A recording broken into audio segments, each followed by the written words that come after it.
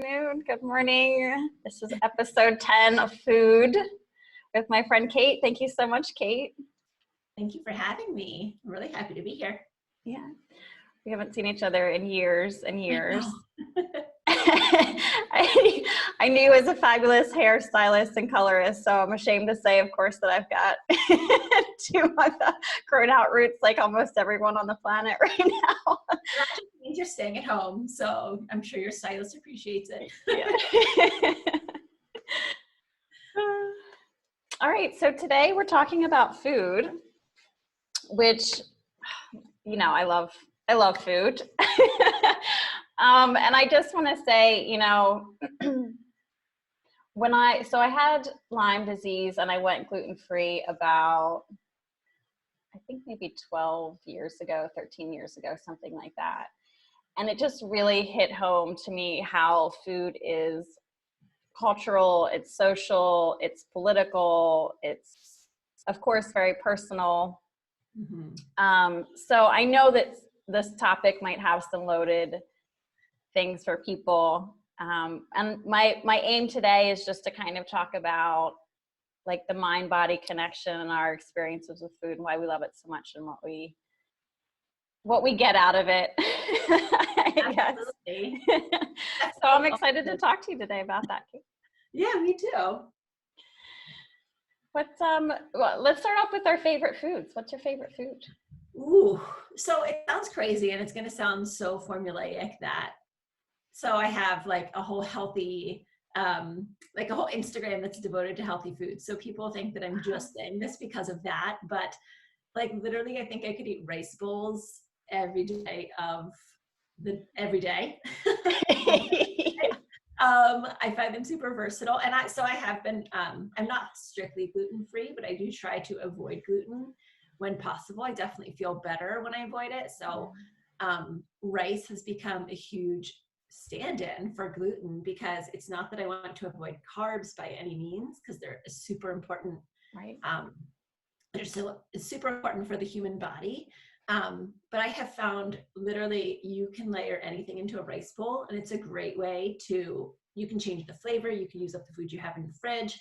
We're going to have like a rice bowl tonight with lentils. So I love that. But I also love sushi. I love pizza. Yes, those are like 2 food groups right there. So I'm totally not like gluten-free and, you know, dairy-free and vegan or anything all the time. I think those things are super important to do a lot of the time. But I have found that when I do those things a lot of the time, then I can really enjoy the foods that I love pretty much whenever I want, because I'm not eating them every day. And so that's really it's kind of where I stand on the food department. And I like salty things more than sweet too. Oh, me too. I'm the team savory, like all day. Yeah. Yep. And once a month, it's like the chocolate cravings, you know, but otherwise like savory. That's great. I would love if you could share your Instagram handle then too in the post after we're done our video. Yeah, absolutely. I love looking at food. I must say I'm not gluten-free anymore. So I was gluten-free for about, it was like 12 years. And then I had a healing session with a woman last fall, and it completely changed my life. And I'm free of my allergies now, which is amazing. So I can eat bread and pasta, but I'm definitely a big rice fan. You know, I used to live in China for about 5 years, and I could eat it every day as well, but my husband will only let me make it about once a week. But there's something very comforting about like a bowl of warm rice with vegetables in it. Totally. I mean, you can layer, like we'll do fajita bowls, and we'll like grill steak and do veggies and make it like our own little Chipotle bowls. You can do, you know, we'll do tofu, chicken. I mean, whatever protein you want, you can make it completely vegan. Tonight, my husband and I are going to have curried lentils with rice, and we have 2 daughters that are 9 and 12, and we were vegetarian. So I've had a whole journey through food, and my reasonings behind what I ate at the time have absolutely changed. just like in life, we change all the time. But there was about 8 years that we were vegetarian, and both of our girls, I was pregnant. I was vegetarian while I was pregnant with both of them. And our older daughter, we were vegetarian up until she was about 3.5. And so she grew up with like tofu as a main food group for her. And so she still will eat like rice and tofu and veggies. So I'm super grateful that that's like when I'm in a pinch and I need to get food on the table really quickly for them and I don't know what else to make, that's something that I can make. So very grateful for that. But tonight they're not gonna eat curried lentils. So Yeah. we'll have the rice and throw some other veggies in there, but yeah. Right. Well, yeah. And rice, like what I like about it too, is you make twice the servings, right? And then the next day you fry it. Exactly. Yeah. Great. Exactly. Do you want to talk more about this is really funny. I tried to be vegetarian. So actually when I was living in China, one day I ate some like bad meat and I had a really bad experience with it. So then I was like, I'm not eating meat, but I really craved it and I really missed it. And when I moved back to the US, like I was comfortable eating it again, just cause I had more awareness about like where stuff was coming from. Yeah. But then this year, I think, maybe last like August, July, I wanted to go vegetarian again. I'm trying to do meat only like once a month and I don't miss it. It's really funny how that changes. Yeah. Is what prompted you to do the vegetarian non-veg? So when I was in high school, I read an article, actually I think in like Cosmo or 17 magazine, but it was written by a cattle farmer about how he would never eat beef because he saw like basically the agri-farming, how the animals were treated. And so I stopped eating red meat for 5 years. But I still ate chicken and all of that. I really just thought it would be too hard to be vegetarian. And this was back in the 90s. So not, right. I'm older than you are. So it was by much. There were not as many options. And so I stopped eating red meat and did that for a little while. Then I went back to meat. And then actually right after my husband and I were married, it was his idea. He's like, I would love to be vegetarian. I'm like, oh my God, yes. Like if I have a partner in this, like, let's do it. So we cut out meat. We still ate some seafood. And then we eventually cut that out as well. And it was great. And then I really started realizing that we were eating a lot of processed vegetarian food. And so as I learned more about food in general and how whole foods are best, I was looking at the boxes of the vegetarian things that we were cooking and it just didn't sit right anymore because I felt like we were eating all these chemicals to avoid eating an animal, but at least that was right. It's like plant-based diet, right? There's like hardly a vegetable in the veg substitutes. So I thought, if I can get meat from a farmer's market or I know where it's coming from and I know how it was raised, that feels better to me now than to eat very processed vegetarian food. So we don't like count how often we are. I try to like definitely not have meat every day. We don't buy that much meat. It's actually very expensive, especially if you're buying it kind of the way that we want to, which is, from a farm. Right. It's been really nice during this time that we have been shut down. We found a local farm that will deliver. And so they're raising their animals right. So we'll buy enough meat for, we'll cook it a few times a week. We may have some leftovers, but we definitely there are days where we eat vegan. I still love all of that food. So it's not that we didn't like the vegetarian food, but it's definitely more, like I said, lentils, beans, wheat, tofu, eggs, that kind of stuff. Right. I mean, I agree. I think it's about balance and real nutrition versus kind of a label of like what the name of your diet is that you're doing. I know people ask all the time, like, oh, are you plant-based or vegetarian? I'm like, and I joke, but I'm kind of not joking. I don't want to label on myself. Like I eat the food that makes me feel good. And I have found that eating a lot of plant-based foods makes me feel good.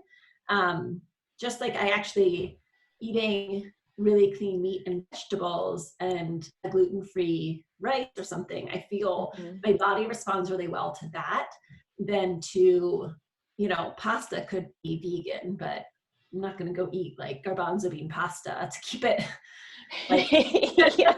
get that fix. Like I don't need it, but I also, I feel really good when I eat more vegetables and some clean meats or clean protein. Did you, I know when I was figuring out with my health issues, I kind of did like a journal and like tried to do stuff like that on my own. Did you, like, how do you know that you feel better? It might be an obvious question, but maybe not for some people. Like, it's my digestion, my skin, my energy levels. It's really like the physical manifestation, because I do believe that, like we were talking earlier, food is information for our bodies. So foods, if I was a scientist before I work in the industry that I work in now, and so I understand how our DNA is totally not our destiny. We can alter it by our environment, and a huge part of that is the food that we put into our bodies. And so the food that you eat changes how your DNA is expressing itself. And so I definitely, I find that when I journal or when I have to count things, I became really obsessive about it. Mm-hmm. It's not a good place for me to be. So it can just be as obvious as like, okay, I feel good today. I have energy.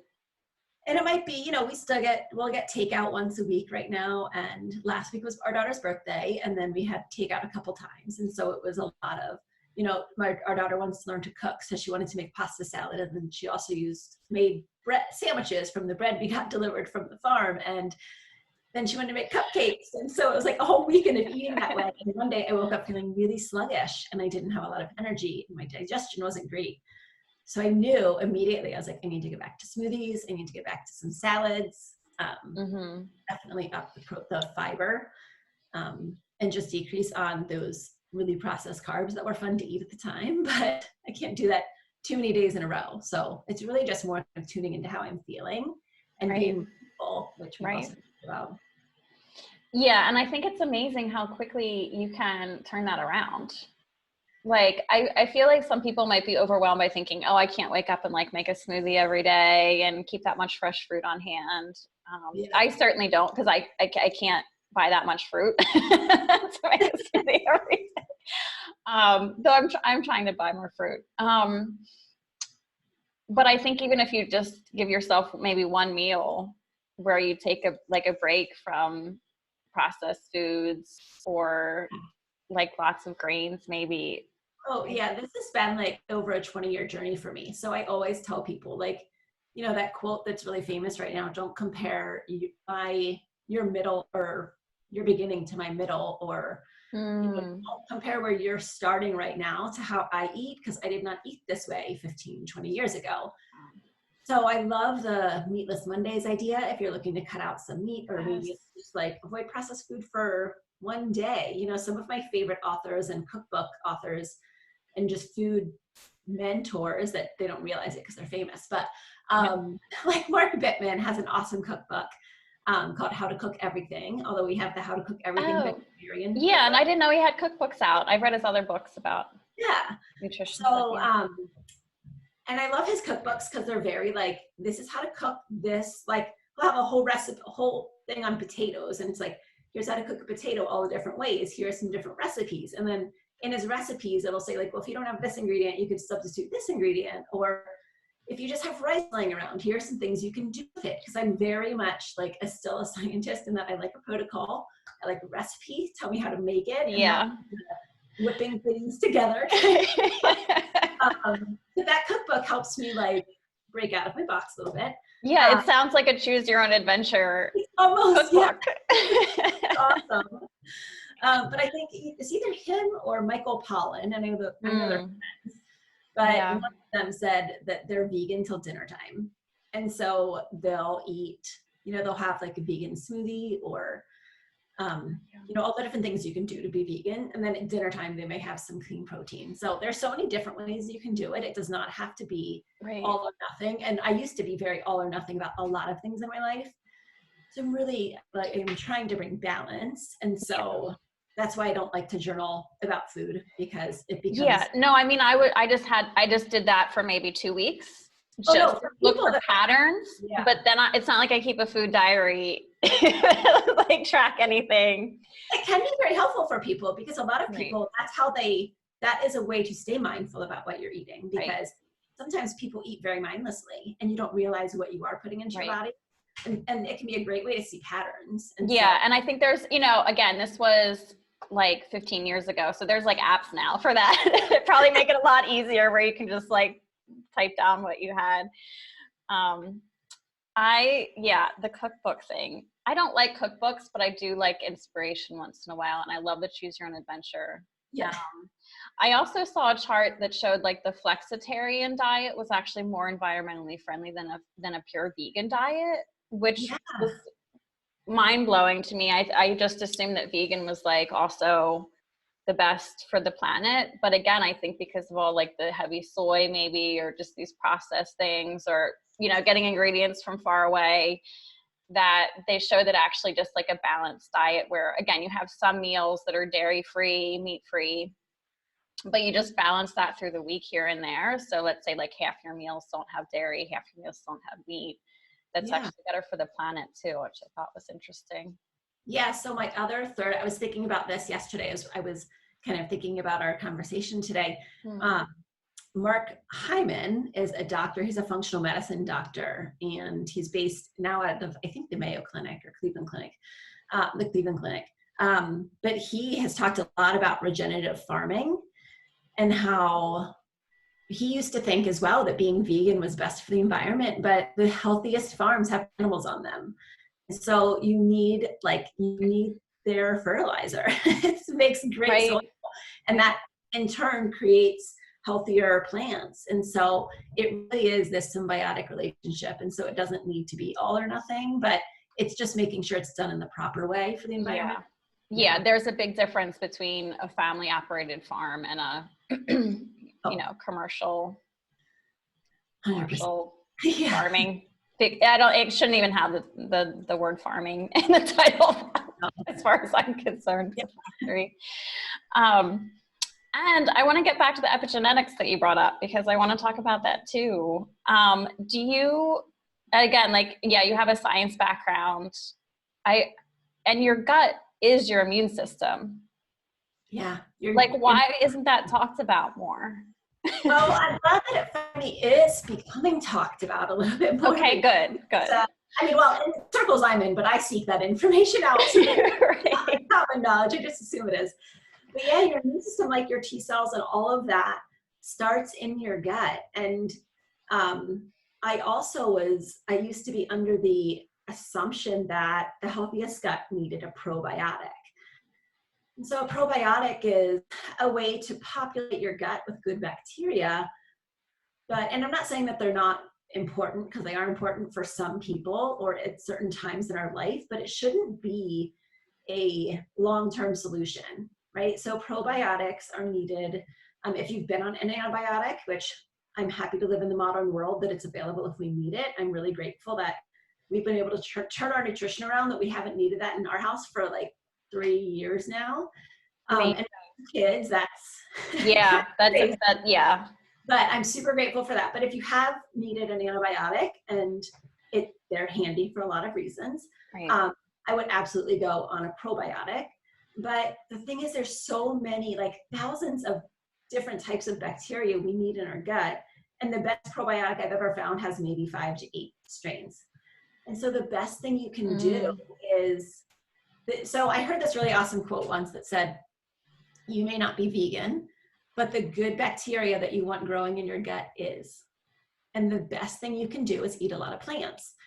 And if you eat a lot of plants, then the good bacteria that you do want in your gut will grow and grow and grow. And they eventually crowd out the bad guys, which is why you don't need to necessarily be eating a probiotic. Just eat the prebiotic. The prebiotic is the fiber from plants that feed the good bacteria. So it's another great way to boost. That's amazing. It's kind of like you're like starving out the bad bacteria then too, if you're not putting in bad foods. It's just like your grass, like we've been trying to improve our lawn. And if you overseed and get a lot of grass growing in your lawn, there's just not room for the weeds to grow. It's the same thing happening in your gut. That's awesome. Yeah. So that's you know, that's the way that you can improve your immune system. Your mental health also is linked to a healthy gut. Yes. So, like plants and plant fiber is the best thing you can do for that. And then in terms of your genes, the other, like we were talking about with epigenetics, you know, the genes can be turned on or turned off by the foods that we eat. And you can't feel that. So you can't feel prevention. You can't feel just eating a salad is going to be good for you. And maybe you'll see it in your skin. Maybe you'll feel it in your gut, but it is affecting your DNA. And if you're eating a lot of processed foods or fast food, you know, it'll catch up to you at some point, but you also can't feel that either. Right. Your DNA. Right. I know. I kind of feel like food is this, again, I just know personally how important it is, like what you put in your body. I think sometimes it's a shame that it works so slowly, and humans are so like fast results, fast things that you can't see the long-term effects of it until maybe it's too late and you have like a severe health problem. Right. But, you know, my whole kind of goal with these series of talks is about how much power you have within yourself, you know, to change the way you think, to change the way you see something, to change the way that you maybe address a fear you have or a problem. And I totally see food as an extension of one of the things that you can take power back and sovereignty over in your life that does change the way, like it changes the way you think, and it changes the way you feel, and it might even change your life. It can, yeah. Again, not as like a diet way, just as a mindfulness. You know, if this is a good food, I'm going to get a good body, and I'm going to be in a good mood, and I'm going to get some good stuff out of it. Yeah. I know that's been my experience with food. Yeah. I mean, I do look at food as information. I look at it as fuel for a healthy life, because I want to live as long as possible, but I want to be in a healthy body. Like, this is my vessel for while I'm here. And so I don't want to be in pain, and I don't want to be not able to live the life that I want to live when it's something that I could have prevented. And so when you were talking about, like, you know, food, or the lifestyle choices we make, it's hard for humans to comprehend sometimes. I just read an article with Dr. Stephen Katz. He works at Yale, and he runs a department on preventative medicine. And he talked about how the hardest part as a public health official is helping humans understand that the choices they make now, that are probably the most important choices we make, like watch how much you're drinking, don't smoke, eat healthy, all of these things are long-term, there's long-term consequences that it's hard for us to see now. So you may think, oh, well, what I'm doing right now, it's fine because I'm going to wake up tomorrow and I'm going to feel okay. But all of those things, if done in excess over time, can do very bad things. But it's so long for us to see the consequences that it's hard to make the right choice all the time. Yeah, I would not want that job. People that, I mean, especially since, you know, the first like 20 years of your life, you can pretty much do whatever you want. Like, you know, not like, you don't need a lot of sleep, so you don't really need to eat right, and you can, you know, go about your life. And then you get to like maybe your 30s and you're like, oh. And if you would have just had maybe like better eating habits, right? Exactly. It's easier to maintain than to change, and, you know. Yeah, exactly. I'm doing small check-ins every once in a while, like, how am I doing? Have I gotten too off the rails?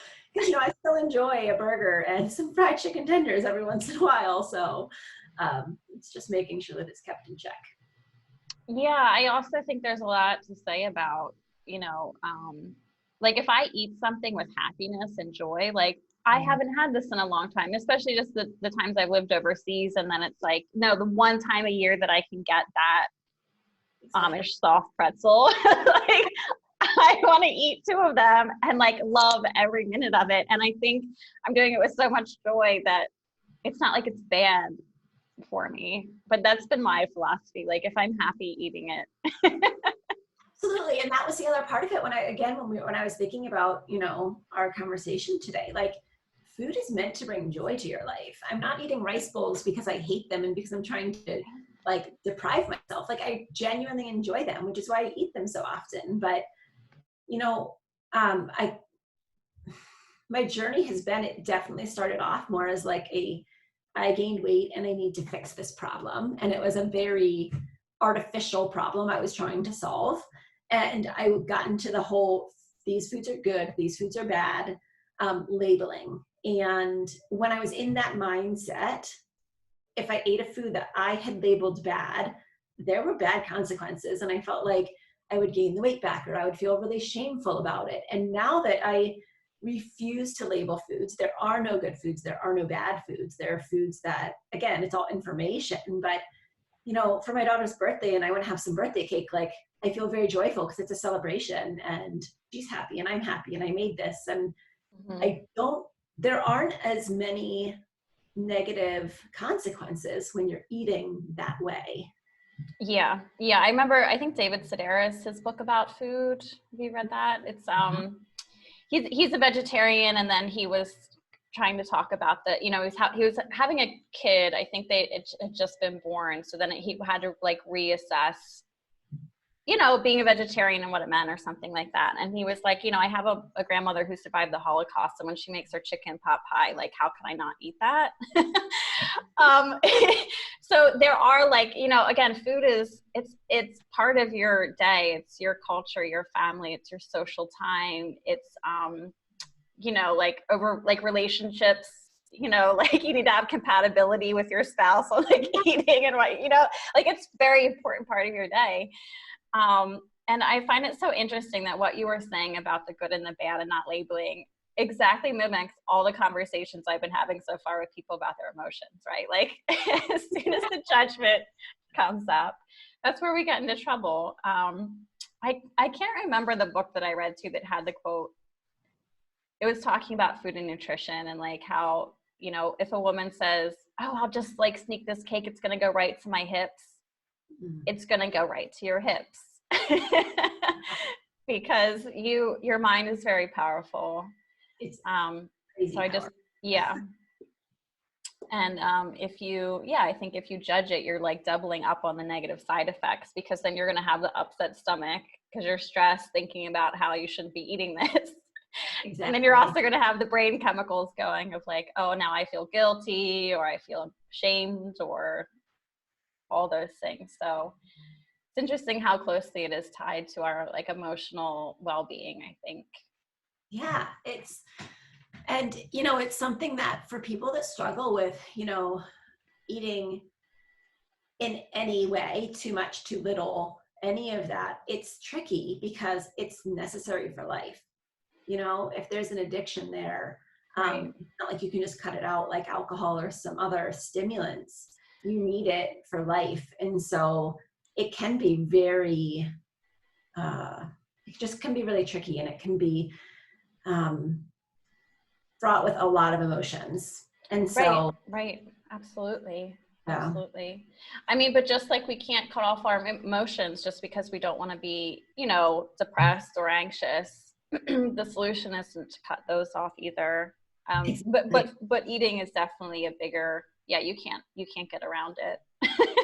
I think there are some yogis that are living off of water and sunlight somewhere, but that's not applicable to the modern life. Yeah. And that doesn't sound fun either. Oh, exactly.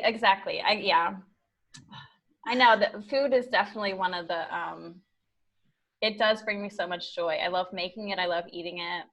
I love making it for other people I love. So there's And sorry, go ahead. No, there's a lot of love there. Yeah. Well, and that's one of coming back to trying to see the silver lining of us all being home right now has been, I've always wanted to be that house that, we cook a lot and we cook together and let's brainstorm together. And I love to cook, and my husband will cook as well. And he enjoys it. I don't think he is more of the, what do we have in the house? What can I throw together? And I'm not. So it's complement each other well, but it's been fun because we've been collaborating, like, oh, what should we put with this? And our kids are getting involved. And so, this is bringing a lot of what I always wanted to happen is happening right now. So it's been wonderful. a nice time because I definitely want to pass on that love of cooking and it's just, it fills so many voids for people. Like, it's food you need to eat, but it's fun and it can be a way to bond and all of that. And it's just, right. Definitely brings me joy. So I'm happy to see that happening in my family now as well. Right. Yeah, that's beautiful. That's beautiful. I'm sure it's happening for other families too. Like, what a gift. I have friends that, like everyone's going back to gardening and cooking and baking again. I see a lot of gifts coming out of this time. Absolutely. Yeah. A whole new normal for people, hopefully, at the end of this. Yeah. Yeah. And it's easy once you make it a habit, then it's easier. Again, it's easier to maintain than to make a change. So. Absolutely. Okay, speaking of, it's lunchtime for you, and I need to think about dinner time here for me. Thank you so much, Kate, for making time out of the middle of your day for me, for us. Thank you for everybody watching. I want to hear people's comments about their favorite foods, and maybe if other people are having fun cooking and baking right now with their families, I'd love to hear. I wrote down some notes of some of the authors that you mentioned, but if you have other links to books or cookbooks and stuff you like, if you find the time whenever to share on this post, that would be great too. Yeah, absolutely. And I'll put my Instagram handle. I post a lot of recipes and just what we do at home to stay healthy and sane. That sounds great. Awesome. Great. Yeah, thank you so much. Yeah, thanks, Cricket. It's good seeing you. Yeah, good to see you.